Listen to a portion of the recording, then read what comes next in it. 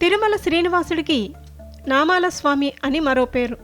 స్వామివారి లలాటంపై మెరిసే తిరునామం ఎంతో ప్రసిద్ధి చెందినది. అలాంటి నామాల స్వామికే పంగనామం పెట్టాలనుకున్నాడు ఓ దొంగ. ఆపద మొక్కలవాడి చెంతకు వచ్చి ఆపద కొని తెచ్చుకున్నాడు. భక్తుల కోరికలు తీర్చే వెంకటేశ్వర స్వామి ఆలయ హుండీలో చోరీకి పాల్పడ్డాడు. నవంబర్ 23న శ్రీవారి ఆలయంలోని స్టీల్ హుండీలోని కొంత నగదును దొంగిలించాడు.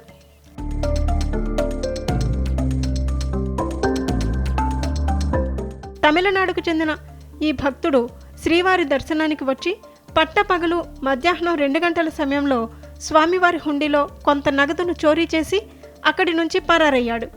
చోరీకి సంబంధించిన దృశ్యాలు దగ్గరలోని సీసీ కెమెరాలో రికార్డయ్యాయి. దీంతో రంగంలోకి దిగిన భద్రతా సిబ్బంది ఫుటేజీలను పరిశీలించి దొంగతనానికి పాల్పడిన యువకుడిని గుర్తించారు.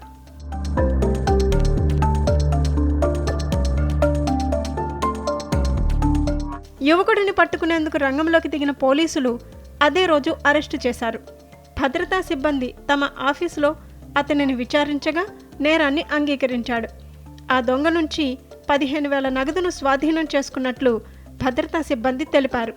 చోరీకి పాల్పడిన యువకుడి పేరు వేణులింగం అని పోలీసులు వెల్లడించారు. తమిళనాడులోని శంకరన్ కోవిల్కి చెందినవాడని వివరించారు. అనంతరం టీటీడీ అధికారులు అతడిని పోలీసులకు అప్పగించారు. కేసు నమోదు చేసిన పోలీసులు తదుపరి దర్యాప్తు చేస్తున్నారు.